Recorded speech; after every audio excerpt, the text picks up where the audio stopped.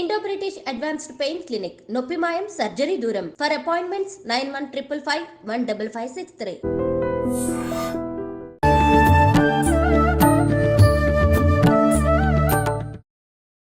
నమస్కారం, welcome to I dream. ధర్మ మార్గం విత్ విజిత కార్యక్రమానికి స్వాగతం. ప్రస్తుతం మనతో పాటు ఉన్నారు ప్రముఖ ఆధ్యాత్మికవేత్త సుభాష్ శర్మ గారు. ఇప్పుడు వారితో మాట్లాడి మనకున్న సందేహాలన్నింటినీ కూడా నివృత్తి చేసుకునే ప్రయత్నం చేద్దాం. నమస్కారం గురుగారు. శ్రీమాత్రే నమః. గురుగారు, చాలా వరకు మాట్లాడుకుంటూ ఉంటారు పెద్దవాళ్ళు, గత జన్మలో ఏం పాపం చేశాడో ఇప్పుడు అనుభవిస్తున్నాడు అని చెప్పి అంటూ ఉంటారు. నిజంగానే ఇప్పుడు మనం గత జన్మలో పాపాలు చేసినా పుణ్యాలు చేసినా అది నిజంగా మనని వెంటాడుతుందా? ఏ రకంగా వెంటాడుతుంది అంటే మనం ఏ విషయం అయితే చేసి పాపం చేస్తామో ఆ విషయానికి సంబంధించిన విధానంకి సంబంధించిన ఇబ్బంది మనం పడతామా మరొక జన్మలో? ఎలా ఉంటుంది ఈ విధానం అంతా కూడా? తప్పకుండా తెలియజేస్తానమ్మా. ముందుగా ప్రేక్షకులందరికీ శ్రీమాత్రే నమః, శ్రీ గురుభ్యో నమః. ఓం జ్ఞానినాంనపి చేతాంసి దేవీ భగవతీ హిస బలాయ కృష్ణమోహాయ మహామాయా ప్రయశ్చతి. కర్మణ్యేవాధికారస్తే మా ఫలేషు కదాచన మా కర్మ ఫలయే దుర్భుర్ మాతే సంగ్రహే హస్తు. అంటే ఇక్కడ కర్మ అనేటటువంటిది మనిషిని వెంటాడేటటువంటి ఒక ప్రక్రియ. ప్రక్రియ అంటే అర్థం ఏంటి? ఈ జన్మలో చేసినటువంటిది ఏదైనా మనకు అంటే ఇప్పుడు ఉన్నటువంటి ఊహా ప్రపంచంలో మనకి ఏం చేసినా గుర్తుంటుంది, కానీ గత జన్మలో ఏం చేసాం మనకు అస్సలు గుర్తుండదు. ఎందుకు గుర్తుండదు అని అంటే గనక ఒక స్త్రీ గర్భం దాల్చిన తర్వాత ఆ గర్భస్థంలో ఉండేటటువంటి పిండం ఏదైతే ఉంటుందో ఆ పిండం 9 నెలల వరకు అనేక నరకయాతన అనుభవిస్తుందట. ఎందుకు నరకయాతన అనుభవిస్తుంది? గత జన్మలో చేసిన పాపాలన్నీ కూడా ఆ శిశువుకి గుర్తొస్తూ ఉంటాయట. ఇప్పుడు 9 నెలలు ఊరికే గర్భంలో ఉండేటటువంటి శిశువు కాదు. 9 నెలలు ఎందుకు ఉంటారు? నవమాసాలు మోసి అని అంటారు కదా. ఆ 9 నెలలు గర్భస్థ శిశువు ఎందుకు లోపల ఉండి విలపిస్తుందో, ఎందుకు బాధపడుతుందో అనంటే తాను గత జన్మలో చేసినటువంటి పాపకర్మలన్నీ ఒక్కొక్కటి గుర్తుకొస్తాయట. ఎలాగైతే మన కడుపులో ఉన్నటువంటి పిండానికి ఒక్కొక్క అవయవం వస్తుందో, ఒక్కొక్క అవయవం వచ్చినప్పుడు ఏ అవయవంతో నేను ఎలాంటి కర్మలు చేశాను, ఏ అవయవంతో నేను ఇలాంటి పాపకర్మలు చేశాను అనేవన్నీ కూడా గుర్తు తెచ్చుకుంటూ నరక యాతన అనుభవిస్తాయట. అందుకే స్త్రీ ఒక బిడ్డకు జన్మనిస్తుంది అని అంటే గనక ఆ స్త్రీకి అది ఇంకో జన్మ అని అర్థం చేసుకుంటారు ప్రతి ఒక్కరు. బికాజ్ ఆ కడుపులో ఉన్నటువంటి పిండము అనేక నరకయాతన ఎలాగైతే పడుతుందో ఒక స్త్రీ ఒక శిశువుకి జన్మనిచ్చినప్పుడు కూడా అదే రకమైన నరకయాతన పడుతుందట. అంటే ఆ శిశువు ఏదైతే తన యొక్క పూయిన జన్మలో ఉన్నటువంటి కర్మను చేశాడో, పాపకర్మను, ఆ కర్మ తనతో పాటు తన తల్లి కూడా అనుభవించేటటువంటి పరిస్థితులు ఈ యొక్క ఎప్పుడు ఈ యొక్క శిశువు జన్మించేటటువంటి సమయంలో ఏర్పడుతుందట. అందుకే అది చాలా నరకయాతనైనటువంటి సమయము. ఆ స్త్రీకి అదొక పునర్జన్మ అని భావన చేస్తూ ఉంటారు. అంటే ఎప్పుడైనా కూడా గత జన్మలో చేసినటువంటి కర్మ, గత జన్మలో చేసినటువంటి పాపకర్మ తప్పకుండా అవి అనుభవించడానికే మనిషి జన్మ ఊరికే ఎవ్వరికీ రాదు. మనిషి జన్మ వస్తుంది అని అనుకుంటే మనం గత జన్మలో చేసినటువంటి పాపకర్మలు ఏవైతే ఉన్నాయో అవన్నీ అనుభవించడానికి మాత్రమే మన దేవుడు మనిషికి ఈ శరీరాన్ని ఇస్తాడు. కొన్ని సందర్భాల్లో శిశువు గర్భంలోనే చనిపోవడము, పుట్టగానే చనిపోవడము, ఇలాంటి విధానాలు చూస్తాం. అవన్నీ కూడా అవన్నీ కూడా వాడి జాతకర్మను పట్టుకొని వాడు చేస్తున్నట్టు.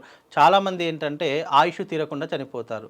అతనికి ఒక రోజు ఆయుష్ ఉందా, ఒక నిమిషం ఆయుష్ ఉందా, ఒక గంట ఆయుష్ ఉందా, ఆ ఆయుష్ని మళ్ళీ అతనికి ఇచ్చి మళ్ళీ చాలామంది పుట్టిన గంటకే చనిపోతారు. బికాజ్ ఆ యొక్క శిశువు యొక్క ఆయుష్ కేవలం గంట మాత్రమే మిగిలి ఉంది కాబట్టి ఆ గంట భూమి మీద అవతరించి మళ్ళీ వెళ్ళిపోయేటటువంటి తత్వాలు ఆ ఆయుష్ మీదనే ఆధారపడి ఉంటాయి. ఇప్పుడు ఆ ఆత్మ యొక్క కర్మ అక్కడితో తొలగిపోయింది కదా, తొలగిపోయింది. ఆత్మతో అక్కడితో అతను తొలగిపోయింది. మళ్ళీ అతను పుణ్యం ఇప్పుడు పాపపుణ్యాలు, నరకము స్వర్గం ఎవరు చూడలేదు. మనకేదో సినిమాలో చూపించినటువంటి విధంగా ఏదో కంటిలో ఒక ఊహా చిత్రాన్ని ఊహించుకుంటాము తప్ప నరకము స్వర్గం ఎవరు బ్రతికి ఉన్న వాళ్ళు ఎవరు చూడరు. బికాజ్ ఏంటి అంటే గరుడ పురాణం అనేటటువంటి నరకం యొక్క తత్వం గురించి చెప్పింది. అంటే మనం చేస్తున్నటువంటి కర్మలకు ఎలాంటి శిక్షలు ఉంటాయి, ఆ శిక్షలు అయిపోయిన తర్వాత మరి ఈ యొక్క సోల్ అనేటటువంటి ఆత్మ అనేది ఎక్కడికి వెళ్తుంది అంటే మనం చేసుకున్నటువంటి పాపం ఏదైతే ఉంటుందో నరకంలో శిక్షలన్నీ అనుభవించిన తర్వాత మనం ఏదో కాస్తో కూస్తో పుణ్యం చేసుకునే ఉంటాము. ఆ పుణ్యానికి ఎక్కడ ఆనందం అనుభవిస్తామంటే స్వర్గంలో ఆనందం అనుభవించి ఆ పుణ్యం పాపము అయిపోయింది, ఇటు పుణ్యం అయిపోయింది. మళ్ళీ ఆ యొక్క జీవి ఏం చేయాలి, మళ్ళీ మరొక పిండంలోకి ఆ ప్రవేశం చేసి మళ్ళీ భూలోకానికి వచ్చి మళ్ళీ పాపం చేస్తాడా పుణ్యం చేస్తాడా అనేటటువంటిది మళ్ళీ తన యొక్క జీవం అనేటటువంటిది రీజనరేట్ అవుతుంది. అంటే ఇది ఎప్పుడు సైకిల్ జరుగుతానే ఉంటుంది. 100% అది సైకిల్ జరగకపోతే పొందుతారు అని అంటారు. రైట్. మోక్షం అనేటటువంటిది ఏ రకంగా ఉంటుంది అని అంటే గనక, ఎప్పుడైతే మనం ఒక సన్మార్గంలో నడిచి మనం ఎప్పుడైతే ముక్తి అనేటటువంటి దాని గురించి పరితపిస్తామో, ఇప్పుడు మనకు జీవిత కాలంలో 3 ఘడియలు ఉంటాయి. ఒకటి శిశువు యొక్క ఘడియ, అంటే బాలావస్థ అంటాము. దాని తర్వాత బాలావస్థ తర్వాత మనకు వివాహం అవుతుంది, గృహస్థ ఆశ్రమం అంటాం. గృహస్థ ఆశ్రమం అయిపోయింది, దాని తర్వాత సాంసారికమైన జీవితం అయిపోయింది. దాని తర్వాత నడిచేటటువంటిది ఏంటంటే ముక్తి మార్గాన్ని వెతుక్కోవడానికి అన్వేషించాలి అని శాస్త్రం చెప్పింది. అది పూర్వకాలం ఋషులు మునులు చాలామంది చేసేవాళ్ళు. పుడతారు, ఆ తర్వాత విద్యాభ్యాసం అన్నీ నేర్చుకుంటారు, ఆ తర్వాత గృహస్థ ఆశ్రమం అంటే సాంసారికమైనటువంటి జీవితాన్ని అనుభవించి దాంట్లో విరక్తిని పొంది చాలామంది సన్యాసాన్ని తీసుకుంటారు. ఆ సన్యాసం వెనక ఉన్నటువంటి ఆంతర్యం ఏంటి, ఏది సన్మార్గము, ఏది దైవికపరమైనటువంటి మార్గము, ఎలా మనం ఈ దేహాన్ని ముక్తి పొందాలి అనేటటువంటి మార్గాన్ని ఎంచుకుంటాం కదా, అదే ముక్తికి ప్రధానమైనటువంటి సోపానము అని అర్థము. అప్పుడు భగవంతుడి యొక్క ఆరాధనలో ఎప్పుడైతే నిమగ్నమైపోయి ముక్తి కోసం పరితపిస్తామో అప్పుడు మనకు ముక్తి సాధారణంగా లభించడం అనేటటువంటిది ఇంపాసిబుల్. అది ముక్తి అనేటటువంటిది లభించాలంటే ఎన్నో జన్మల పుణ్యం చేసుకుంటే కానీ ముక్తి అనేటటువంటిది మనకు కలగదు.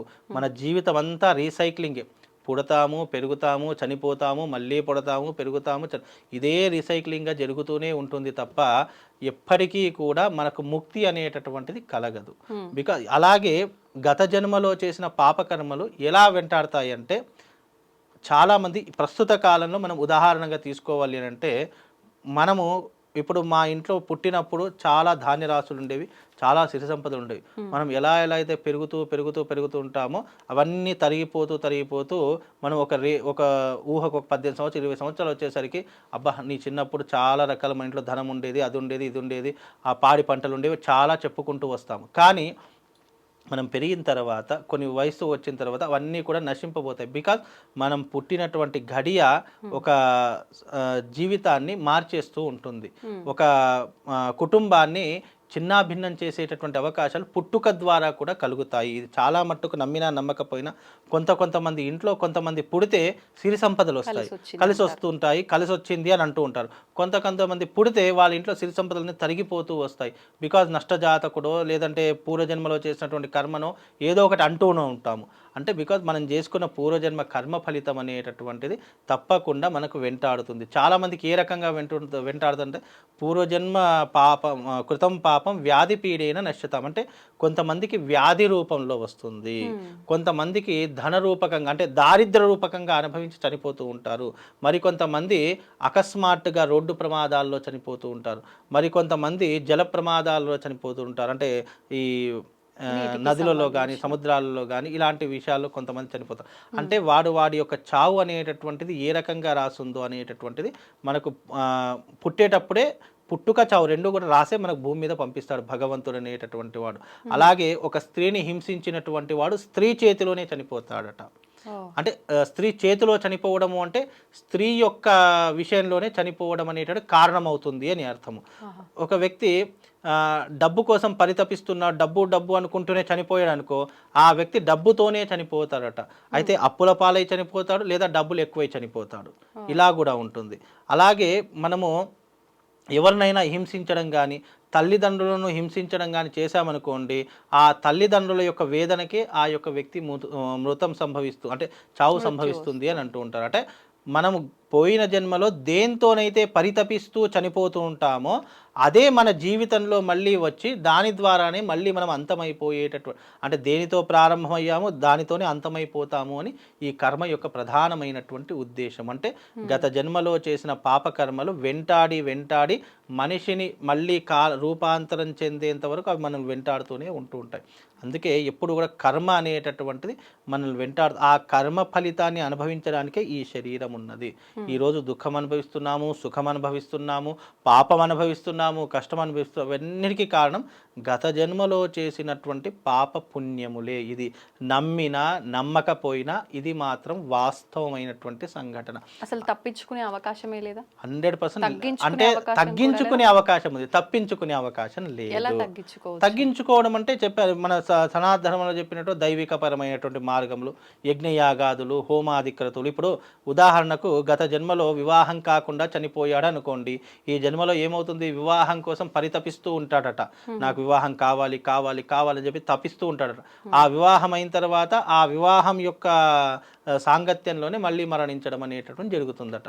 అంటే గత జన్మలో దేంతో పరితపిస్తూ చనిపోయాడో ఈ జన్మలో దానికోసం పాకులాడి పాకులాడి పాకులాడి అది అయిన తర్వాత, ఆ కోరిక నెరవేరిన తర్వాత ఆ దేహాన్ని చాలించేటటువంటి అవకాశాలు కర్మ ఫలితంలో ఉన్నటువంటి ప్రధానమైనటువంటి ఉద్దేశం. అందుకే గత జన్మలో చేసిన పాపాలు తప్పించుకునే అవకాశం లేదు, కానీ తగ్గించుకునే అవకాశం మాత్రం 100% మన వేదం నందు, శాస్త్రం నందు మనకు భగవంతుడు అందించినటువంటి దాఖలాలు ఎన్నో రకాలుగా ఉన్నాయమ్మా. ధన్యవాదాలు గురుగారు. శ్రీమాత్రే.